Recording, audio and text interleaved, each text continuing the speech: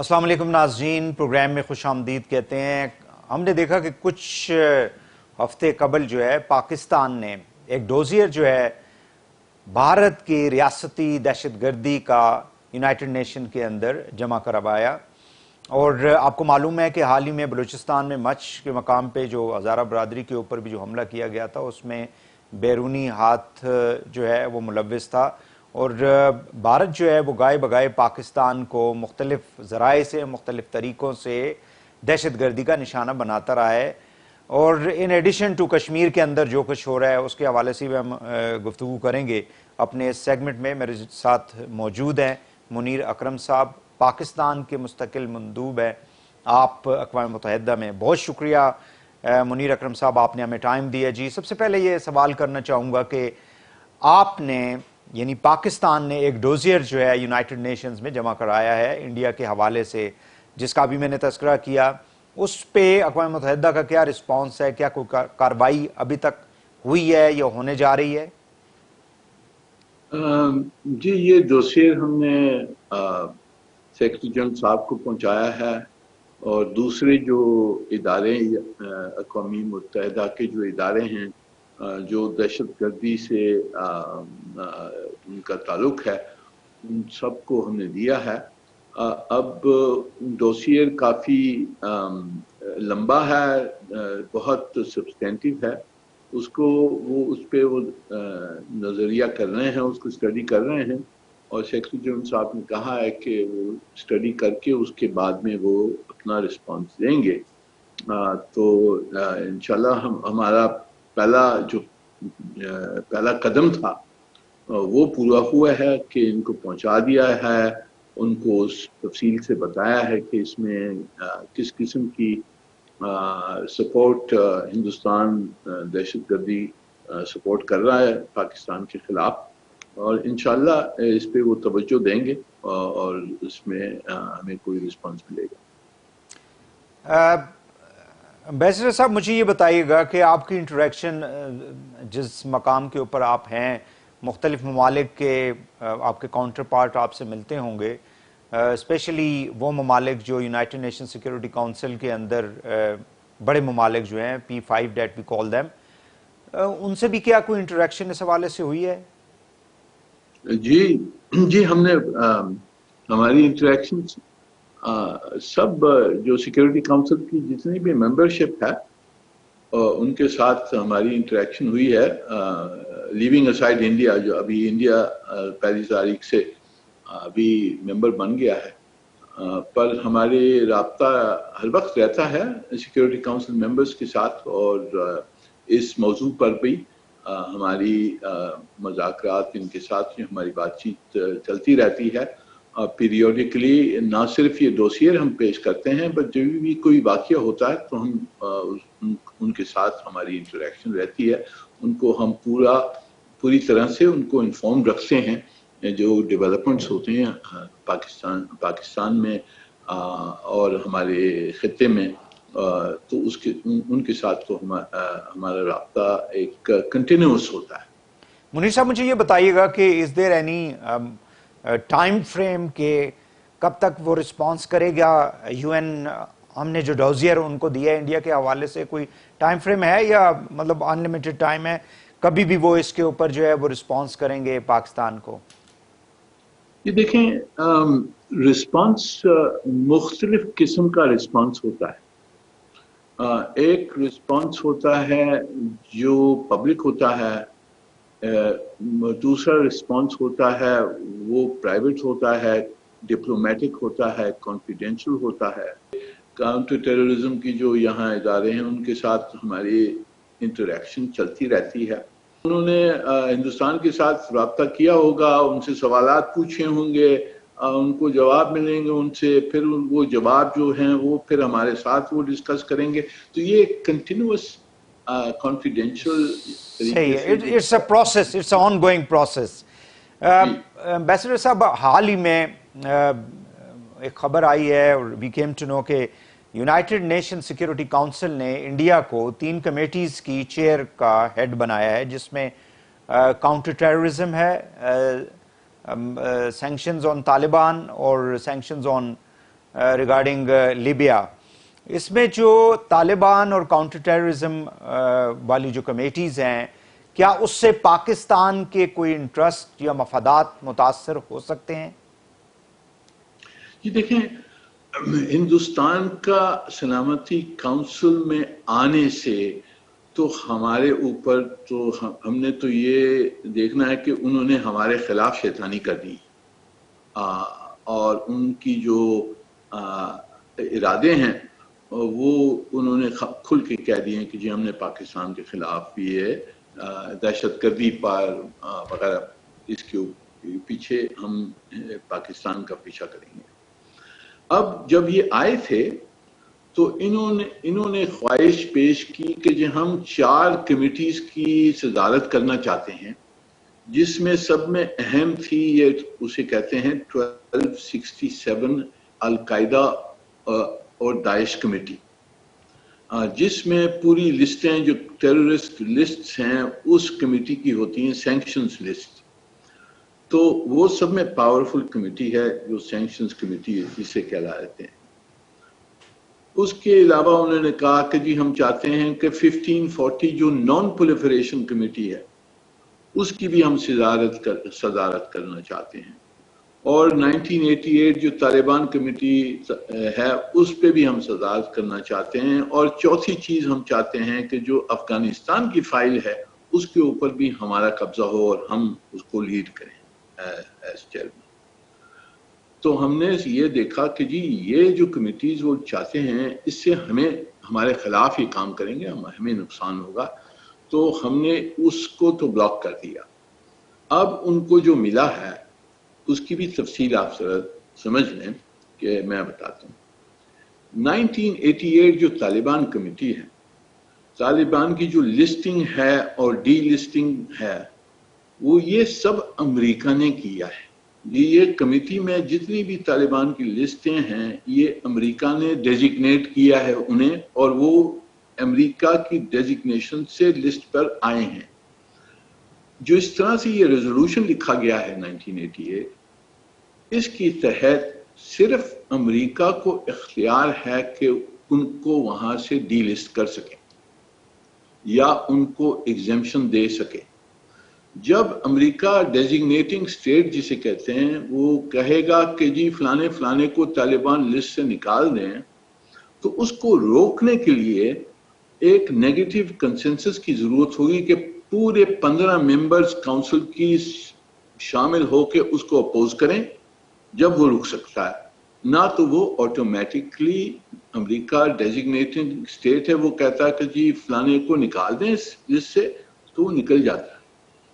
تو اس کمیٹی میں جو اس کا چیئرمین ہوتا ہے اس کا زیادہ اختیار نہیں ہے، اس کے پاس کوئی زیادہ پاورز نہیں ہے. جو دوسری کمیٹی، یہ کمیٹی بنائی گئی تھی 9/11 کے بعد میں، جب یہاں ٹیررسٹ اٹیک نیو یارک وغیرہ میں ہوا تھا، اور اس کمیٹی نے ایک ڈیفینیشن دی ہے ٹیررزم کا کہ یہ فلانی فلانی چیزیں جو یہ ہیں انارمڈ سیولینز کے خلاف ہیں، اٹیکس اس طرح کے ہیں، فائنینسنگ آف ٹیررزم، یہ سب یہ دہشت گردی ہے. دہشت گردی کی ڈیفینیشن اس کمیٹی نے دی ہے.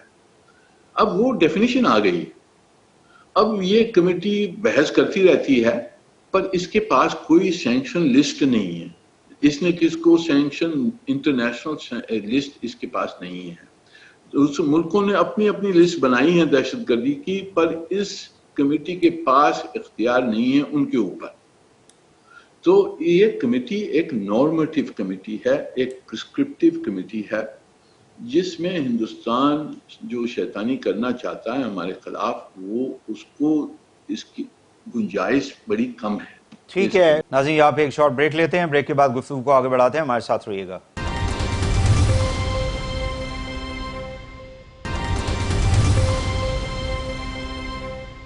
ویلکم بیک ناظرین. گفتگو ہو رہی ہے یونائٹڈ نیشن میں ہمارے جو پرماننٹ ریپرزینٹیٹیو ہیں منیر اکرم صاحب سے. منیر اکرم صاحب مجھے یہ بتائیے گا کہ ایک طرف تو ہم کہتے ہیں کہ انڈیا جو ہے وہ اسٹیٹ ٹیررزم کر رہا ہے، کشمیر کے اندر جو معاملات ہیں ہیومن رائٹس وائلیشنز ہیں وہاں پہ لاکھوں کی تعداد میں فورسز انہوں نے ڈپلائی کی ہوئی ہیں، اور خاص کر 5 اگست 2019 کے بعد کی جو سچویشن ہے وہ زیادہ گمگیر ہے وہاں پہ.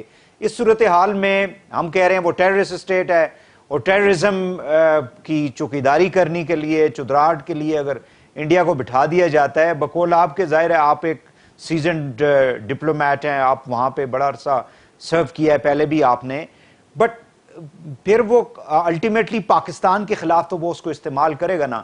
اور دوسرا طالبان کے حوالے سے مجھے یہ بتائیں کہ کوئی جو پیس ٹاکس جو ہو رہی ہیں طالبان کی, جو پاکستان جو فیسیلیٹیٹ کر رہا ہے, اس کے اندر امریکہ جو ہے وہ بہت زیادہ اس کے اندر انوالو ہے, ظاہر ہے ان کے انٹرسٹ ہیں, کیا اس کے اوپر بھی کوئی منفی اثرات مرتب ہو سکتے ہیں؟ دیکھیں ظہیر صاحب, بات یہ ہے کہ ہندوستان ہمارا تو دشمن ملک ہے اور ہمارے خلاف وہ ہر موقع پر اس نے کام کرنا ہے, پر ہندوستان ایک بڑا ملک بھی ہے اور یہ سلامتی کونسل میں الیکٹ کر کے آیا ہے, تو اس نے اس کی ایک پوزیشن وہاں تو ہے اور اس کے دوست یار بھی ہیں وہاں. ہم نے یہ سب چیزیں دیکھ کر ہم نے نپٹنا ہے یہ چیلنج کو. تو یہ دنیا ایسی ہے, وہاں سلامتی کونسل میں بڑے بڑے ملک بیٹھے ہوئے ہیں, وہ سب فرشتے نہیں, ایک سب ملک اپنی اپنی انٹرسٹ میں کام کرتا ہے.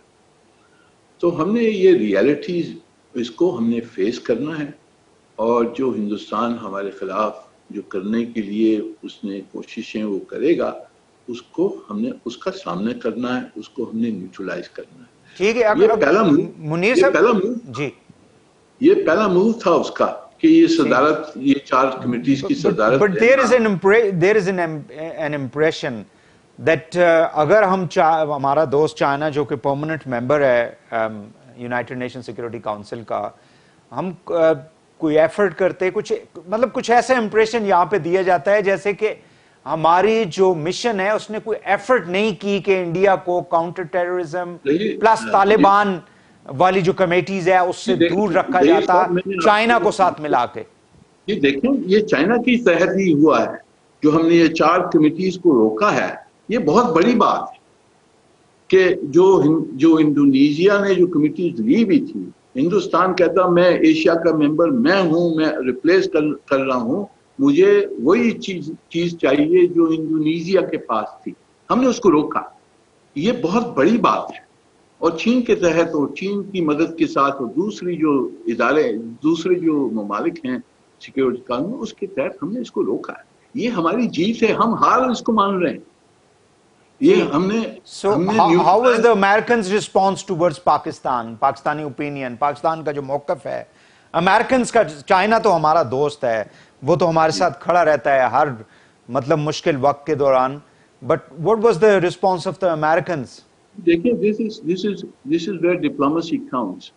جو 1540 وہ چاہتے تھے نان پرولیفریشن کمیٹی, وہ نہ صرف چین نے روکا, وہ امریکہ نے بھی روکا, کیونکہ ہندوستان این پی ٹی کا ممبر نہیں ہے.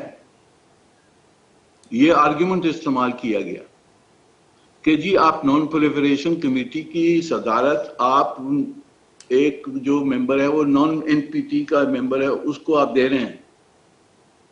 تو سب نیوکلیر پاورز نے کہا نہیں دینا چاہیے. یہ آپ کی ڈپلومیسی کی سکسیس ہے جس کو ہمارے یہاں کوئی لوگ ڈیفیٹ مان رہے ہیں. یہ تعجب کی بات. منیر صاحب مجھے یہ بتائیے گا کہ کشمیر میں جو کچھ اس وقت صورتحال ہے, ہیومن رائٹس وائلیشنز کے حوالے سے جو کچھ ہو رہا ہے, بین الاقوامی برادری جہاں پہ آپ جس فورم پہ آپ بیٹھے ہوئے ہیں, وہ کیوں انڈیا کو ڈائریکٹلی نہیں کہتے کہ آپ کم از کم جو سول لبرٹیز ہیں ان کو تو آپ شروع کریں نا وہاں پہ. اور دوسرا, انڈیا نے یونائٹڈ نیشنز کا جو ملٹری آبزرور وہ ہے گروپ ہے جو پاکستان انڈیا کے لیے, ان کے اوپر انہوں نے ان کو ٹارگٹ کیا تھا recently in Kashmir, Pakistani side کے اوپر.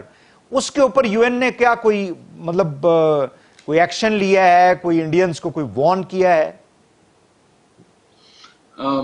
جی یہ جو واقعہ ہوا تھا لائن آف کنٹرول پر جو کچھ فائرنگ کا جو تھا وہیکل کو لگا، اس کی انویسٹیگیشن جاری ہے یونائٹڈ نیشنز میں، ان کے اداروں میں۔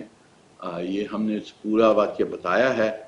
ان کی خود کی جو United nations military observer group کا، وہاں انہوں نے خود انویسٹیگیٹ کیا ہے اور ان کی رپورٹ بھیجی گئی ہے ہیڈ کوارٹرز کو، تو اس پہ یہ جائزہ لے رہے ہیں۔ ابھی تک انہوں نے ہمیں بتایا نہیں ہے کہ اس جائزے کی جو نتیجہ ہے اس پہ کیا کنکلوژنز ہیں۔ ہم ان سے پوچھیں گے، ضرور ہم پوچھتے رہتے ہیں۔ انشاءاللہ جو کچھ اس کی رپورٹ ہوگی تو وہ پیش کریں گے۔ جہاں تک کہ انسانی حقوق جو کی خلاف ورزی جو ہندوستان کر رہا ہے، وہ سیکیورٹی کونسل میں 3 مرتبہ اس پہ جائزہ لیا گیا ہے کشمیر کی جس سچویشن پر، اور 50 سال کے بعد میں لیا گیا ہے، کیونکہ 50 سال تک پاکستان نے اس کو سلامتی کونسل میں ریز نہیں کیا۔ یہ 50 سال کے بعد میں پرائم منسٹر عمران خان نے فیصلہ کیا کہ ہم اس کو ہم سلامتی کونسل میں ہم لے جائیں گے۔ تو 50 سال نہ ریز کرنا ہماری کوئی اسٹریٹجی تھی، کوئی حکمت عملی تھی، یا ہماری ناکامی تھی؟ اس پہ جی میں کچھ کہنا نہیں چاہتا ہوں۔ Perhaps it was both.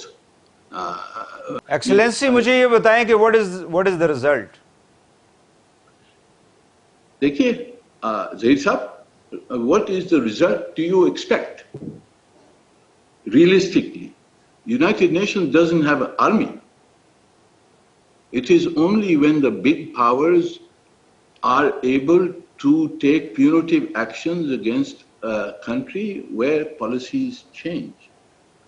So our effort is to build the public environment. مجھے آخری سوال، آپ جو کووڈ ہے دنیا کے غریب ممالک کے اندر ویکسینز کے حوالے سے بھی آپ اس کو دیکھ رہے ہیں، تو اس پہ تھوڑا سا کائنڈلی بتا دیجئے کہ یونائٹڈ نیشنز کیا ایفرٹس کر رہی ہے غریب ممالک کو، کیونکہ ظاہر ہے کہ پیسے والے ممالک جو ہیں، امریکہ، بڑے بڑے ملک جو ہیں، وہاں پہ تو ویکسین لگنا شروع ہو گئی ہے لوگوں کو، and they feel secure about it, but the poor countries naturally ان کی سیکیورٹی جو ہیومن لائف سیکیورٹی ہے اس کے لیے ابھی تک تھریٹس ہیں۔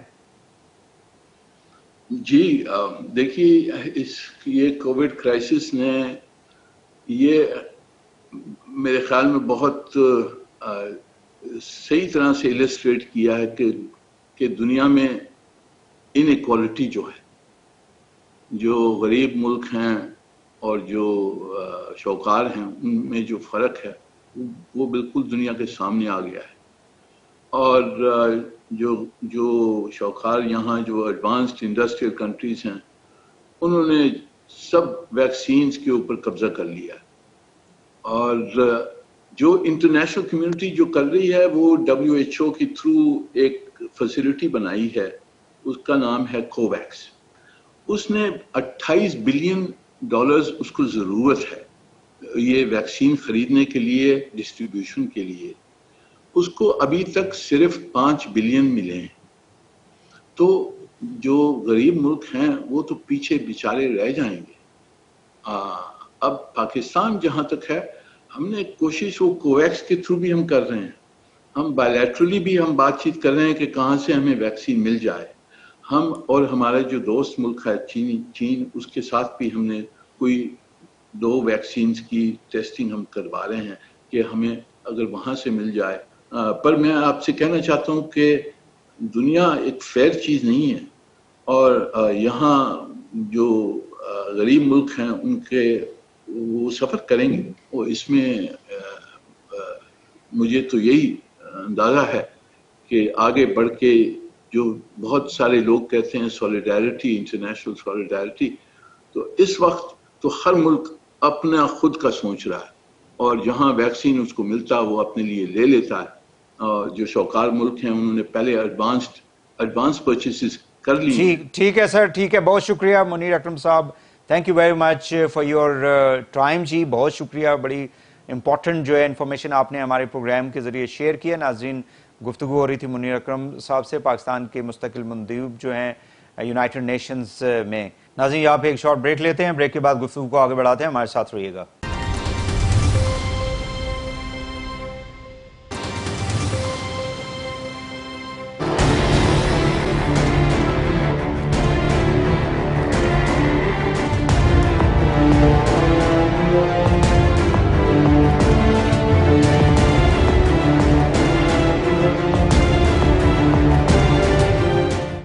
वेलकम बैक नाज़रीन। इस सेगमेंट में हम गुफ्तगू करेंगे और बात करेंगे उसामा सती, जिनको बड़ी बेदर्दी से इस्लामाबाद के अंदर पुलिस फोर्स ने कत्ल कर दिया था, और उसके बाद हमने देखा कि एक जुडिशल कमीशन कायम किया गया, और जो एडमिनिस्ट्रेशन है, पुलिस है और मुख्तलिफ इदारे हैं, वो इस हवाले से कार्रवाई कर भी रहे हैं। और पाँचों जो अफराद हैं जो इसकी कार्रवाई में मुलव्वस थे, पुलिस के लोग, उनको अरेस्ट किया गया है, उनका जुडिशल रिमांड हुआ है और कार्रवाई की जा रही है। ताहम देखना यह है कि क्या इंसाफ जो है वो लवाहिकीन को मिल पाएगा, क्योंकि हमारे यहाँ जो निज़ाम है, हमारे यहाँ जो इन्वेस्टिगेशन का निज़ाम है, हमारे जो अदालती निज़ाम है, उसके अंदर देखा यह गया है कि इतना ज़्यादा लूप होल पाया जाता है कि इंसाफ मिलते मिलते कई साल और बसाओं का तो दहाइयाँ लग जाती हैं।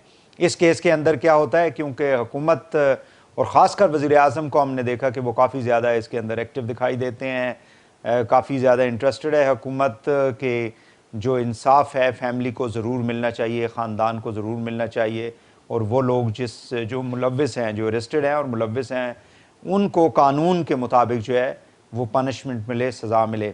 आज हम गुफ्तगू करेंगे उसामा सती मरहूम के वालिद साहब से, नदीम सती साहब से, और उनसे पूछेंगे कि अब तक की जो कार्रवाई की गई है पुलिस की जानिब से, एडमिनिस्ट्रेशन की जानिब से, आप किस हद तक उससे मुतमईन हैं। बहुत शुक्रिया नदीम साहब, आपने हमें टाइम दिया जी। सबसे पहले तो ये बताइएगा कि अब तक की कार्रवाई से आप क्या मुतमईन हैं, फैमिली आपकी जो है वो मुतमईन है? जी, कल ही परसों ही जो ना इसकी जो जुडिशियल इंक्वायरी की रिपोर्ट आई थी, तो वो काफ़ी हौसला अफजा है। वो उसमें जो ना वो जो हमारे खदशात थे बिल्कुल उसके मुताबिक जो ना वो सारा कोई जो ना आपके खदशात क्या है नदीम साहब, काइंडली ज़रा अगर बता भी दें। मैंने तो यही कहा था कि ये जो ना जो एक जो ना वो टारगेट किलिंग है। इसमें जो ना कोई उन्होंने कोई जैसे वो कह रहे थे कि जी ये तो एक वाक़िया है और इसमें जो ना वो हमने उसको फॉलो किया, रुका नहीं। अब ये रिपोर्ट में तो सारी चीजें जो ना सामने आ गई हैं कि इसको गाड़ी जब रुकी तो चारों साइड से इसके ऊपर फायर किए गए हैं।